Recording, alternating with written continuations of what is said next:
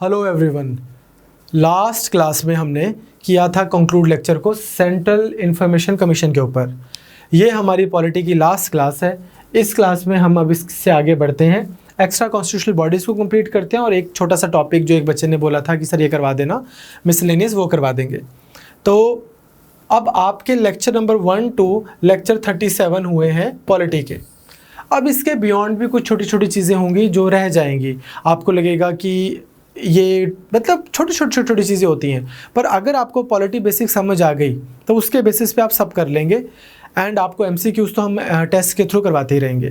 तो चलिए आज हम स्टार्ट करते हैं। CIC हमने लास्ट में किया था, इंफॉर्मेशन कमीशन। आज हम स्टार्ट करते हैं CBI से।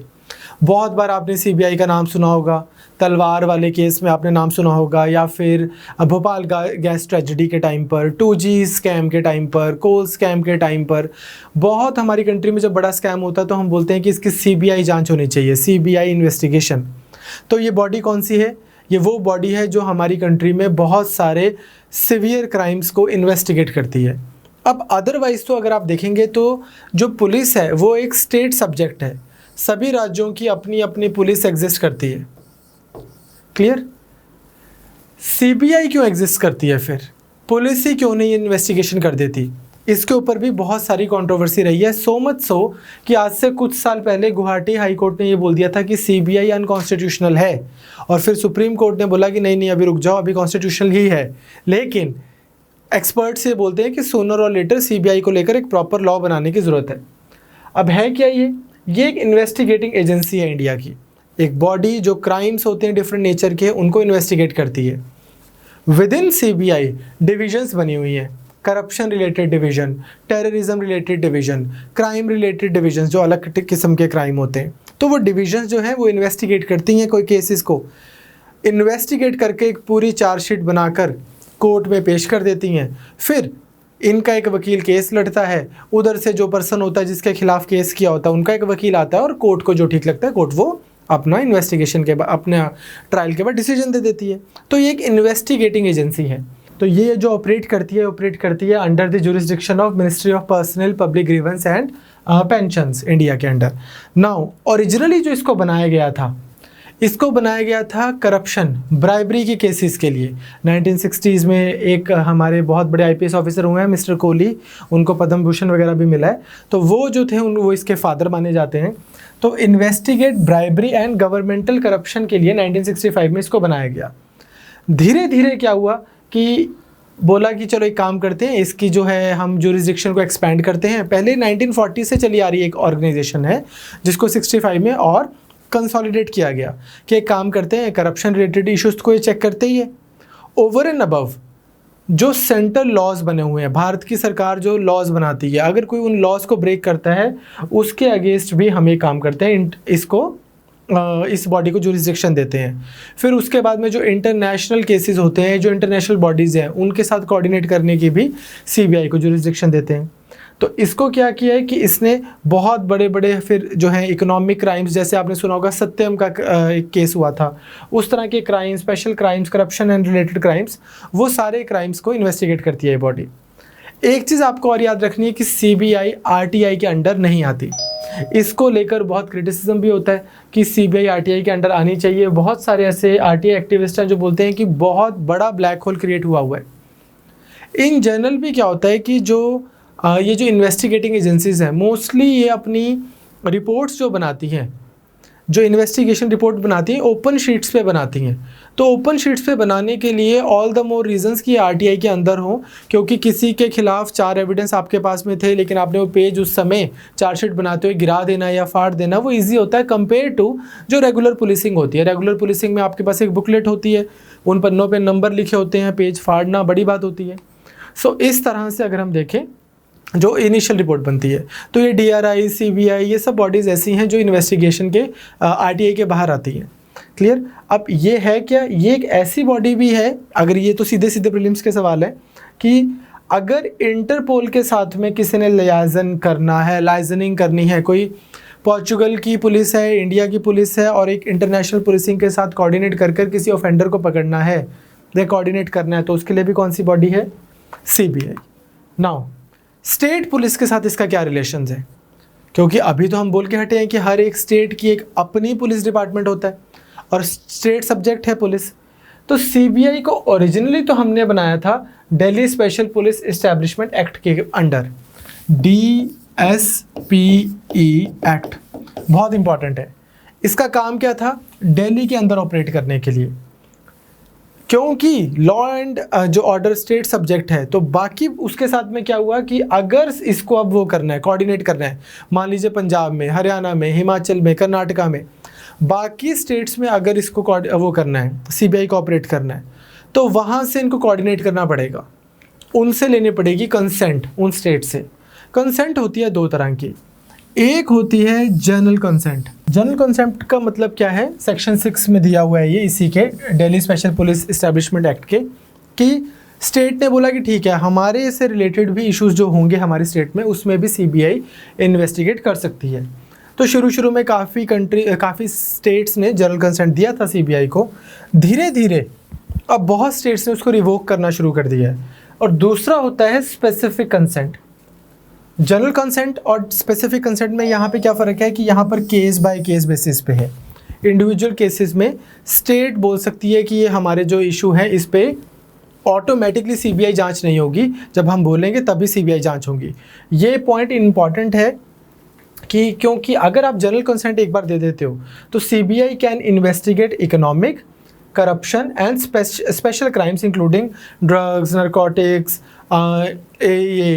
Economic offences, corruption and so on. ये इंपॉर्टेंट इसलिए क्योंकि अभी रिसेंटली भी कुछ स्टेट्स ने रिवोक किया था अपना जनरल कंसेंट सीबीआई से। तो याद रखना आप, मोस्ट स्टेट्स ने शुरू में इसको ग्रांट किया था, लेकिन जनरल कंसेंट। अब 2020 में क्या हुआ है? रिसेंटली केरला, झारखंड एंड पंजाब, इन्होंने विड्रॉ किया है। तो आपको प्रीलिम्स में ना एक सिंपल सा सवाल बन सकता है, which of the following states have given their general consent to CBI. अब ये है तो वैसे फैक्चुअल क्वेश्चन नहीं है, पर है करंट का है, इसलिए मैंने यहाँ पर ये लिख के दिया आपको। मेरा यहाँ पे इसको पढ़ने का कोई मतलब नहीं बनता, आप पढ़ लेना इसको नोट्स में। आइडिया आपको समझ आ गया कि पुलिस अदरवाइज एक स्टेट सब्जेक्ट है, बट अगर किसी स्टेट ने जनरल कंसेंट दिया हुआ है तो उस स्टेट में सीबीआई की इन्वेस्टिगेशन ऑटोमेटिकली हो सकती है। अगर उसने स्पेसिफिक कंसेंट दिया हुआ है तो फिर केस बाय केस बेसिस पर। तो ये सिंपल सा था हमारे पास एक सीबीआई का सिस्टम कि सीबीआई क्या है, उसकी बैकग्राउंड और वो कैसे काम करती है। अब सीबीआई की अपॉइंटमेंट्स कैसे होती हैं? तो इसमें दो कमिटीज़ इंपॉर्टेंट होती हैं, एक होती है सिलेक्शन कमेटी और एक होती है अपॉइंटमेंट कमेटी। सिलेक्शन कमेटी वो कमेटी है जो कुछ लोगों को शॉर्टलिस्ट करके सामने रख देती है, और फिर अपॉइंटमेंट कमेटी वो कमेटी है जो उन सेलेक्टेड लोगों में से किसी को अपॉइंट कर देती है। तो सबसे पहले सिलेक्शन कमेटी जो है उसमें कौन रहेंगे? सीवीसी जो सेंट्रल विजिलेंस कमिश्नर हैं, जिसको अभी हम करेंगे थोड़ी देर में। विजिलेंस कमिश्नर्स रहते हैं, सेंट्रल गवर्नमेंट के, होम मिनिस्ट्री के बड़े बड़े सेक्रेटरी लेवल के लोग रहते हैं, और कैबिनेट सेक्रेटेरिएट के भी सेक्रेटरी लेवल के आईएएस ऑफिसर्स रहते हैं। ये सारी बॉडी जो है ये कुछ लोगों को शॉर्टलिस्ट करती है और ये देती है अपॉइंटमेंट कमेटी को। अपॉइंटमेंट कमेटी में अब कौन है? उसमें है प्राइम मिनिस्टर जो उस कमेटी के चेयरपर्सन है, leader of opposition of Lok Sabha, ये इस कमेटी के लीडर ऑफ अपोजिशन लोकसभा इस कमेटी के मेंबर हैं, and chief justice of India और supreme courts like any senior जज recommended on by the chief justice, ये भी इसके मेंबर हैं। ये लोग अब उन सेलेक्टेड लोगों में से किसी एक को अपॉइंट करते हैं और वो पर्सन क्या बनते हैं? CBI director. कितनी देर के लिए? 2 साल के लिए। 2 साल बाद इस तरह से चेंज होते रहते हैं, जैसे एक बार सिन्हा जी थे, फिर अस्थाना जी, एंड देन इस तरह से। क्लियर? नाउ आपको समझ आ गया सीबीआई में डायरेक्टर कैसे लगते हैं। बाकी सीबीआई का स्टाफ कैसा होता है, वो तो एग्ज़ाम भी होते हैं, डिफरेंट तरीके हैं डिफरेंट जॉब्स के लिए। ओवरऑल अगर आपको पता हो कि आईपीएस रैंक के एक पर्सन होते हैं टॉप लेवल पे जो सीबीआई में जाकर बैठते हैं, वो कहाँ से अपॉइंट होते हैं? ये अपॉइंटमेंट कमेटी अपॉइंट करती है। और इन लोगों को क्या पता कि किस आईपीएस ऑफिसर को लगाना है, उसके लिए एक सिलेक्शन कमेटी एग्जिस्ट करती है। बिल्कुल सिंपल है। अब बात आती है हमारे पास नई बॉडी की, जिसका नाम है सीवीसी। विजिलेंस का मतलब क्या होता है? विजिलेंस का मतलब है निगरानी, देखना ठीक से कि हाँ सब ठीक ठाक चल रहा है कि नहीं चल रहा। अब आपने बड़ी बार देखा होगा, अगर आप वैसे भी अपनी स्टेट में किसी भी ऑफिस में जाएं तो गवर्नमेंट ऑफिस में वहाँ पर एक बोर्ड लगा होता है जहाँ पे लिखा होता है कि अगर यहाँ पर इस ऑफिस में आपसे कोई ब्राइबरी मांग रहा है तो आप ये डायरेक्टर है जी, इनको फ़ोन कीजिए। और अगर आप उधर से नहीं सेटिस्फाइड तो ये एक हम विजिलेंस ऑफिसर का नंबर दे रहे हैं, उनको फ़ोन कीजिए। ये क्या चक्कर है? और अगर आप फिर भी सेटिस्फाइड नहीं है तो एक ईमेल तो आप सीवीसी को डाल ही दीजिए। तो कोई ऊपर बॉडी एग्जिस्ट करती है ओवर सीवीसी, जिसने कुछ स्टैंडर्ड बना रखे हैं जो सभी डिपार्टमेंट अपने अपने हिसाब से मैनेज करते रहते हैं। तो 1500 से ऊपर डिपार्टमेंट्स एंड मिनिस्ट्रीज़ हैं सेंट्रल गवर्नमेंट की, उन सबकी इन्वेस्टिगेशन के लिए अब ये 200-300 सीवीसी तो कर नहीं सकते। इनका तरीका क्या है, कुछ स्टैंडर्ड्स भी सेट करते हैं, कुछ सिस्टम्स बनाते हैं, सेंट्रल गवर्नमेंट को रिपोर्ट्स भी बनाते हैं कि किस तरह से हम करप्शन रिलेटेड जो इश्यूज़ हैं उनको हम बेटर मैनेज कर सकते हैं। बेसिकली सीवीसी का जो एसेंशियल आइडिया है वो ये है कि सीबीआई इंक्वायरी की जाए और जो सरकार है उसमें करप्शन के ऊपर निगरानी रखी जाए। एक होती है इन्वेस्टिगेशन जो सीबीआई करती है। इन्वेस्टिगेशन का मतलब क्या है, कोई केस आया, एक नोट लिया, उस पर नीला पीले रंग के जो भी निशान लगाने थे लगाए, उसके बाद में उसकी वीडियोग्राफी की, फिर सारे सबूत इकट्ठे किए और जज साहब के सामने जाके रख दिए कि ये देखो जी ये पर्सन करप्शन करता है। ये होती है एक इन्वेस्टिगेशन। और एक है डिपार्टमेंटल इंक्वायरीज़, वो होती हैं इंक्वायरीज़ जो अलग लेवल पे चलती रहती हैं, सभी डिपार्टमेंट्स में होती हैं। सीवीसी क्या है, ये एक टॉप लेवल की बॉडी है इंडिया में जिसका काम क्या था, यही करप्शन को टैकल करना। तो 2003 में ये भी ऐसी सीबीआई की तरह बॉडी बनी थी, पर इनके लिए अभी रिसेंटली 2003 में एक एक्ट पास किया गया और अब सीवीसी को बना दिया गया है एक स्टैट्यूटरी बॉडी। इसके पास एक ऑटोनॉमी है, रीजनेबल ऑटोनॉमी है, एक ओपन मतलब यस ऑटोनॉमी है और सरकार के डायरेक्टली कंट्रोल में नहीं है। ये बॉडी करती क्या है, जितनी भी सेंट्रल गवर्नमेंट के ऑफिसेज हैं उनकी विजिलेंस रिलेटेड एक्टिविटीज़ कि वो ठीक तरह से काम कर रहे हैं, वहाँ पे करप्शन तो नहीं हो रही, इन चीज़ों की सुपरविज़न, इन चीज़ों के ऊपर कंट्रोल, इन चीज़ों के ऊपर नज़र रखना, वो ये काम करती है। सीबीआई की भी बहुत सारी बॉडीज़ हैं जो डिफरेंट केसेस की इन्वेस्टिगेशन करती हैं। उसमें से एक जो बॉडी है, एक डिवीज़न है जो करप्शन रिलेटेड इश्यूज़ को देखती है। तो ये क्या करती है सीवीसी, सीबीआई को भी डायरेक्ट करती है कई बार करप्शन रिलेटेड इश्यूज़ की इन्वेस्टिगेशन करने के लिए। तो इस बॉडी का एसेंशियल आइडिया क्या हुआ कि मिनिस्ट्रीज़, डिपार्टमेंट्स, जितने भी सेंट्रल मिनिस्ट्री सेंट्रल डिपार्टमेंट्स हैं वो ठीक से चल रहे हैं, उनकी विजिलेंस रिलेटेड मैटर्स को सुपरवाइज करना, उनको कंट्रोल में रखना, वो काम है सीवीसी का। कुछ साल पहले, एक मैं आपको सवाल बता रहा हूँ बस क्या आ जाएगा, कुछ साल पहले ऐसा था कि जैसे ये सीबीआई को बोल देते हैं कि जाइए आप इस चीज़ की इन्वेस्टिगेशन कीजिए, उनको रेकमेंड करते हैं। कुछ साल पहले ऐसा लिखा हुआ था कि जॉइंट सेक्रेटरी लेवल का जो पर्सन है उसके ऊपर के लेवल के पर्सन की ये सीबीआई जांच के लिए नहीं बोल सकते CVC. Section 6A of act था एक उसके।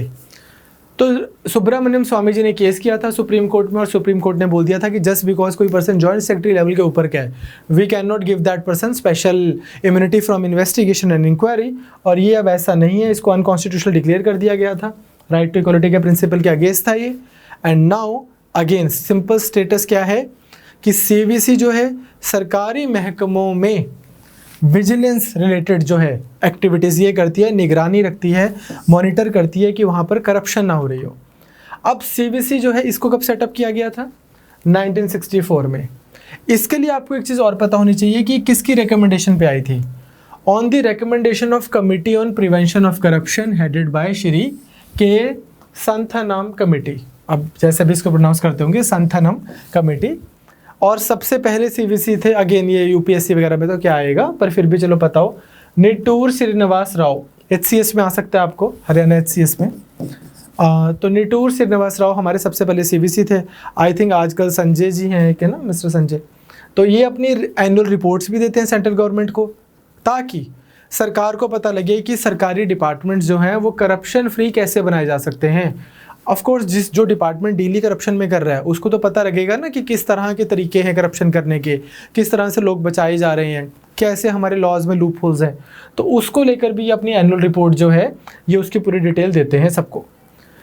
सीवीसी में डिपार्टमेंट में होता कौन कौन है, एक चेयरपर्सन होंगे सेंट्रल विजिलेंस कमिश्नर, और दूसरे not more than 2 vigilance commissioners, 2 members और एक सीवीसी। क्लियर। तो CBC जो है ये एक ऐसी बॉडी है जहाँ पे आप कंप्लेन कर सकते हैं, आप कंप्लेन करते हैं। CBI एक वो बॉडी है जो इन्वेस्टिगेट करती है अलग से, सिंपल। CBI बहुत सारे वो वाले काम भी करती है जो करप्शन के बियॉन्ड है। CBC essentially corruption related body है, क्लियर, सरकारी डिपार्टमेंट से रिलेटेड। अब अगर किसी ने किसी का मर्डर कर दिया उसकी भी CBI जांच हो सकती है, लेकिन सरकारी डिपार्टमेंट में करप्शन हो रही है इस चीज़ से रिलेटेड जो मैटर को डील करती है वो CBC करती है। तो CBI के और भी सैकड़ों काम है, उसमें से एक काम में CBC जो है इनके साथ में CBI के साथ क्लोजली इंटरलिंक्ड है। चलें आगे। नेक्स्ट एक टॉपिक हमारे पास था, अब हमारी एक्स्ट्रा कॉन्स्टिट्यूशनल बॉडीज़ हो गई हैं। हमने नीति आयोग कर लिया है, नेशनल कमीशन फॉर वुमेन कर लिया है, नेशनल कमीशन फॉर माइनॉरिटीज़ कर लिया है, ये नेशनल ह्यूमन राइट कमीशन कर लिया है, सेंट्रल इंफॉर्मेशन कमीशन कर लिया है, CBI कर लिया है, CBC कर लिया है। उसके बियॉन्ड कुछ MCQs वगैरह हम करेंगे तो अगर कुछ भी लगेगा तो वहाँ पे कवर हो जाएगा। एक अदरवाइज एक टॉपिक और क्या था कि आपको पता है हमारी कंट्री में पॉलिटिकल पार्टीज़ हैं जिनको हम डिफरेंट कैटेगरीज में डिवाइड कर सकते हैं। मान लो आइडियोलॉजी के पॉइंट ऑफ व्यू से भी हम कैटेगराइज कर सकते हैं कि एक पार्टी है जो लेफ्ट विंग पार्टी है, जो कम्युनिज्म में मानती है, हम बोल देते हैं कम्युनिस्ट पार्टी। दूसरी पार्टी जो राइट विंग पार्टी है जो से उसमें मानती है, कंजर्वेटिव से है relatively, right wing party. Ideology के बेसिस पे आप डिवाइड कर सकते हैं। कोई पार्टी है जो मार्क्सिस्ट है, बहुत ज़्यादा कार्ल मार्क्स में मानते हैं, कोई गांधी के फिलॉसफीज़ में मानती है। सिमिलरली आप बहुत सारे डिफरेंट कैटेगरीज में पार्टीज़ को डिवाइड कर सकते हो और पार्टी सिस्टम को भी डिवाइड कर सकते हो। मान लो कोई कंट्री है जहाँ पर सिर्फ एक ही पार्टी एग्जिस्ट करती है, जैसे कि चाइना, वो हो गई वन पार्टी सिस्टम। कोई एक कंट्री है जैसे कि इंडिया हुआ करता था जहाँ पर है तो बहुत सारी पार्टीज़ पर एक ही पार्टी डोमिनेट करती है, जैसे कि कांग्रेस किया करती थी, तो वन पार्टी डोमिनेंट सिस्टम। कोई एक कंट्री है जहाँ पर सिर्फ दो ही पार्टीज ढंग से एग्जिस्ट करती हैं, बाकी हो ना हो एक ही बराबर है, टू पार्टी सिस्टम। USA में, UK में यहाँ पे ऐसा हो जाता है। कोई कंट्री है इंडिया जैसी जहाँ पर बहुत सारी पार्टीज़ हैं, BJP, आम आदमी पार्टी, कांग्रेस, तृणमूल ये TMC, NCP, ठीक है, ये Samajwadi party, Bahujan Samajwadi party, this that. तो जो बहुत सारी पार्टीज जिस कंट्री में होती हैं तो मल्टी पार्टी सिस्टम इस तरह से होता है। तो अब ऑफकोर्स प्रीलिम्स में जो सवाल आपको आ सकता है मल्टी पार्टी सिस्टम या सिंगल पार्टी सिस्टम या इनके ऊपर, मुझे लगता है कि वो आपकी अंडरस्टैंडिंग से आराम से हो जाएगा, कॉमन अंडरस्टैंडिंग से हो जाएगा, लेकिन उसमें आपको इतनी एडवांटेज नहीं होगी क्योंकि वो सभी का ही हो जाएगा। हर सीरियस कैंडिडेट की उतनी बेयर मिनिमम अंडरस्टैंडिंग होती है। जो फैक्चुअल सवाल है ना, जो आप भूल जाओगे, मेरे आज पढ़ाने के बाद में भी आप भूल जाओगे, आप प्रीलिम से पहले एक बार दोबारा इस टॉपिक का रट्टा लगा जाना। वो ये है कि हम एक और डिस्टिंक्शन क्या करते हैं पॉलिटिकल पार्टीज़ की, कि वो नेशनल पार्टी है कि स्टेट पार्टी है। और ये पर्टिकुलर डिस्टिंक्शन कि weather a party is a national party और अ स्टेट पार्टी, इसके लिए क्राइटेरिया सेट किया हुआ है। जैसे फॉर एग्जांपल हमारी कंट्री में कुछ पार्टीज़ हैं, 6-7 पार्टीज़ वो नेशनल पार्टीज़ हैं, कुछ पार्टीज़ हैं वो स्टेट पार्टीज़ हैं। तो कोई भी पार्टी को नेशनल पार्टी हम कब बोलते हैं? जस्ट बिकॉज वो पूरे देश में चुनाव लड़ रही है तो वो नेशनल पार्टी नहीं बन जाती। कब बोलते हैं? पहले तो पार्टी रजिस्टर होनी चाहिए।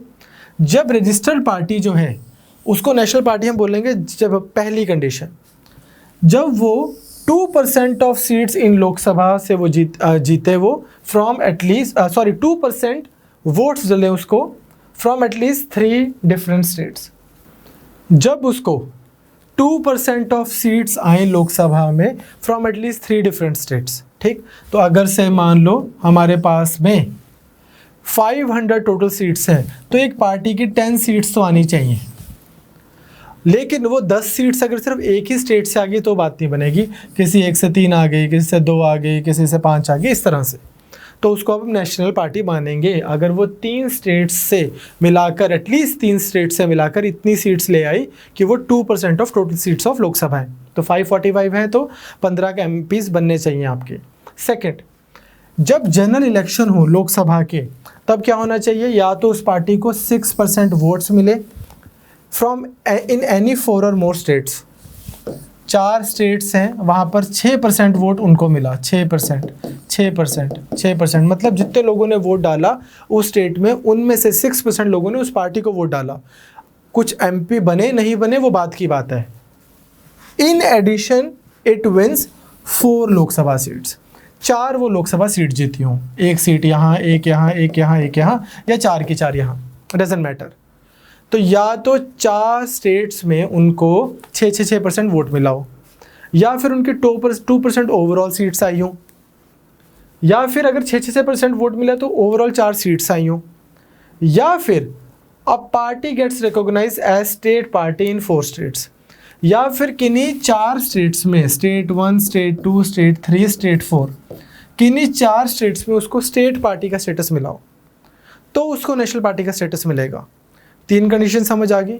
अब आप पूछोगे, बोलोगे कि पहली तो समझ आ गई, सिंपल सी बात है, 500 टोटल सीट्स हैं तो 10 सीट्स उसकी आनी चाहिए, और वो 10 सीट्स भी 3 डिफरेंट स्टेट्स से आनी चाहिए, तो हम मानेंगे कि वो है नेशनल पार्टी। अब दूसरी चीज़ भी समझ आ गई कि कम से कम 4 स्टेट्स में उनको 6% वोट मिला हो और उनके 4 MPs भी आए हों। लेकिन जो तीसरी कंडीशन है कि party gets recognition as state party in 4 states, तो स्टेट पार्टी का क्राइटेरिया क्या है, स्टेट पार्टी कैसे बनती है, तो वो ऐसे बनती है। अगेन इसको भी आपने एग्जाम से पहले एक बार रट्टा लगा लेना। A party has to fulfil any of the following वो कंडीशंस, इन सब में से कोई भी एक चलेगा। पहला, again party should secure at least 6% of valid votes. किसी भी राज्य में जब चुनाव हुए तो 6% ऑफ वैलिड वोट्स उसको पड़नी चाहिए, and win at least 2 seats in that state assembly. Haryana में चुनाव हुए या पंजाब में चुनाव ड्यू हुए नेक्स्ट ईयर, पंजाब में चुनाव हुए, 6% वोट किसी पार्टी को मिलता है और 117 में से 2 MLAs उनके आते हैं, तो वो स्टेट पार्टी बन जाता है। क्लियर, ओवरऑल 6% वोट पड़ना चाहिए। Second criteria, a party should secure at least 6% of valid votes and win at least 1 seat in Lok Sabha. ये तो थे विधानसभा के चुनाव। जब लोकसभा के चुनाव हुए, सेंटर के चुनाव, तो क्या हुआ, 1 सीट आउट ऑफ 13 सीट्स वो जीत गई वो पार्टी और 6% ओवरऑल उसको वोट मिले। हरियाणा की केस की बात करें तो या तो पहले केस में क्या हुआ, 90 सीट्स में विधानसभा के चुनाव हुए थे, या तो 2 सीट्स जीती हों एंड 6% ओवरऑल हरियाणा ने उनको वोट किया पार्टी को, तो वो स्टेट पार्टी बनेगी। या फिर हरियाणा में ही लोकसभा वाले जब चुनाव हो रहे थे तो 10 में से 1 सीट आई उस पार्टी की और 6% वोट डली लोकसभा चुनाव के टाइम पर, तो उसको हम बोलेंगे कि ये है national party. Third condition, a party should, इनमें से कोई भी कंडीशन मीट कर सकते हो, सब मीट करनी जरूरी नहीं है। A party should win minimum 3% of total number of seats और minimum 3 seats in the legislative assembly. या फिर 6% वोट नहीं लेके आने बेटा, 3% ले आओ, लेकिन फिर सीट 2 से बात नहीं बनेगी या 1 से बात नहीं बनेगी, सीट्स 3 लेके आओ, ठीक। तो 3% एंड 3 सीट्स। या फिर a party should win at least 1 seat in Lok Sabha for every 25 seats. मान लो यूपी है, यूपी में क्या हो गया कि मान लीजिए 50 MP की सीट्स हैं, 80 के आसपास है, मान लीजिए 50 है, तो आपको क्या करना है, 2 MP की सीट्स लेके आनी है। काफ़ी लिबरल सिस्टम बना दिया स्टेट पार्टी के लिए। And in under the more liberalise criteria, 1 more criteria जो ऐड किया गया था वो क्या था कि a party would be eligible to be recognised as a state party if it secures 8% और more of the total valid votes. कोई भी सीट नहीं आई मेरी, लेकिन पूरी स्टेट में 100 लोगों ने वोट डाला था, चाहे 90 सीट्स थी टोटल, वहाँ पर जितने भी सीट्स थी पूरी स्टेट में 100 लोगों ने वोट डाला था, मुझे 8 लोगों ने डाल दिया, आई एम सॉर्टेड। जितने भी लोगों ने डाला था, जितने भी कोई सीट्स नहीं आई, 8% वोट आई है, तो मैं स्टेट पार्टी रिकॉग्नाइज हो गया। सो ये था हमारा लास्ट टॉपिक। अब अगर हम देखें थोड़ा सा पीछे मुड़ के, तो हमने स्टार्ट किया था, बिल्कुल मैंने आपको फंडामेंटल ऑफ पॉलिटी से स्टार्ट किया था, कॉन्स्टिट्यूशनल अंडरस्टैंडिंग से। वो लेक्चर आपको यूपीएससी में बहुत काम आएगा, जो मेरा पहला लेक्चर है, पहला या सेकंड लेक्चर, जहाँ पे मैंने फिलॉसफी की बात की है। अनफॉर्चुनेटली उस लेक्चर को समझने की बजाय सब लोगों को ये क्राइसिस है कि उसकी पीडीएफ नहीं मिली, उसकी कोई पीडीएफ ही नहीं है। अब जो चीज़ है ही समझाने की, मैं आपको किताबों के प्रिंट आउट्स अगर इतने इतने मोटे पकड़ा दूंगा तो आप क्या करेंगे? वो तो आपने, अब टीचर ने 5 चीज़ें पढ़ी होती हैं, 10 चीज़ें पढ़ी होती हैं, उसको कुछ आता होता है और वो समझाता है। तो अब मैं, जो मेरी एक अंडरस्टैंडिंग है वेस्टर्न पॉलिटिकल थॉट इतना सारा पढ़ के, कॉन्स्टिट्यूशन की ओरिजिन्स पढ़कर, कैसे पॉलिटी इवॉल्व हुई है दुनिया भर में, उसकी मैं आपको 2 पेजेस की PDF दूंगा, वो कोई बेमतलब है, वो उसका कोई मतलब नहीं है ये। लेकिन आपके काम कहाँ आएगा? यूपीएससी में। इंक्रीजिंगली यूपीएससी के पॉलिटी के क्वेश्चंस जो हैं वो सिर्फ कॉन्सेप्चुअल आते हैं। बहुत तर्कशील इंसान उन क्वेश्चंस को ठीक कर पा रहा है, अदरवाइज जो सुपरफिशियल लर्निंग है वो काम नहीं आ रही। ये देखो, सुपरफिशियल लर्निंग भी मैं ही करवा रहा हूँ। मैंने अभी बताया इतने मेंबर बनते हैं, इतने मेंबर बनते हैं, इसमें क्या दिमाग लगा? ठीक, लेकिन वो जो टॉपिक है वो आपके यूपीएससी में बहुत काम आएगा। स्टेट सर्विसेज में यूजुअली उतने लेवल के सवाल नहीं आ रहे। उसके बाद में फिर हमने all the way to preamble, हमने 37 लेक्चर्स किए हैं। अब ऑफ कोर्स इतना सबके बाद में भी पॉलिटी में कोई आपको बाई चांस कोई टॉपिक ऐसे ही चमक जाएगा कि ये वाला टॉपिक नहीं मुझे समझ आ रहा, ये हमसे मिस हो गया। मान लीजिए कोई भी टॉपिक बियॉन्ड कॉन्स्टिट्यूशन आपको लगता है कि अरे मिस हो गया, मेरे हिसाब से आप उसको, अगर आपको लगता है छोटा सा फैक्ट ही तो है, तो आप गूगल कर लीजिए, ठीक। और अदरवाइज़ कोई भी चीज़ जो अगर मिस हुई है 36 लेक्चर्स के बाद में, मैं ट्राई करूँगा कि MCQs के थ्रू आपको, अभी हमारे पास हरियाणा HCS में 2 महीने हैं, अभी हमारे पास UPSC के एग्ज़ाम के लिए 3.5 महीने हैं, मैं आपको वन वे और अनदर किसी ना किसी तरीके से करवा दूंगा।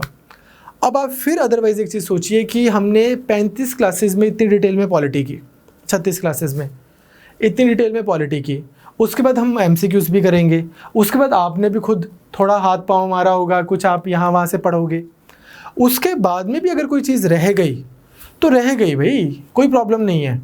उतने में, हमें ये नहीं बोल रहा हूँ कि बस छोड़ दो, ट्राई हम अपना बेस्ट करें, लेकिन अगर फिर भी उसके बाद में कुछ रह गया तो उसके पीछे भागने की बजाय ये जो आपने 36 लेक्चर्स किए हैं, 37, इसको आप मल्टीपल लेवल पर रिवाइज कीजिए। इससे आपका एग्जाम होगा, ना कि उस एक चीज़ को ढूंढने में कि क्या पता उसमें से सवाल आ जाए, क्योंकि ये क्या पता वाली अप्रोच तो फिर कभी ख़त्म ही नहीं होगी, वो तो सब सब्जेक्ट्स के लिए ट्रू है।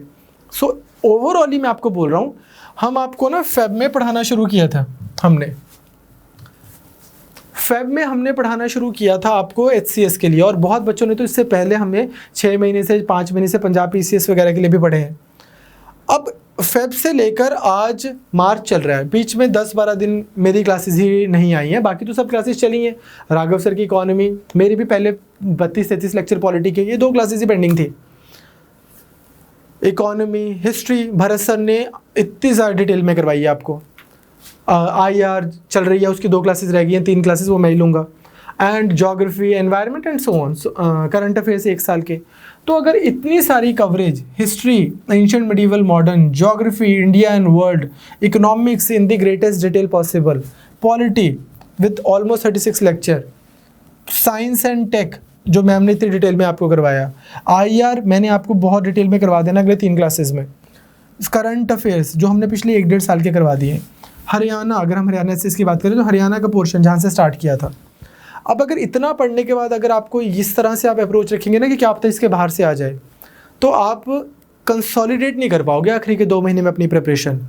Have faith in your preparation. MCQs की तरफ भागिए, अब आप उसको कंसोलिडेट करने की तरफ भागिए, तो इतना सफिशेंट है। Now I will see you in IR classes. अब अगले 3-4 दिन में IR को ख़त्म करते हैं और उसके बाद में HCS की कंसोलिडेशन पे जाते हैं, और UPSC की भी ऑफ कोर्स कंसोलिडेशन पे जाते हैं। आखिरी के 2-3 महीने रह गए हैं, रिवीजन की तरफ जाते हैं। Coverage wise more than sufficient है। Take care guys, all the best. Hi, अगर आपको ये लेक्चर पसंद आया तो हमारे चैनल को सब्सक्राइब कीजिए, और अगर आप UPSC 2021 के प्रीलिम्स के लिए सीरियस हैं तो हमारा क्रैश कोर्स जरूर ज्वाइन कीजिए। कोर्स की डिटेल्स आपको हमारी वेबसाइट, जिसका लिंक डिस्क्रिप्शन सेक्शन में होगा, उस पर मिल जाएंगी। नहीं तो आप हमें कॉल कर सकते हैं नीचे दिए गए नंबर पर।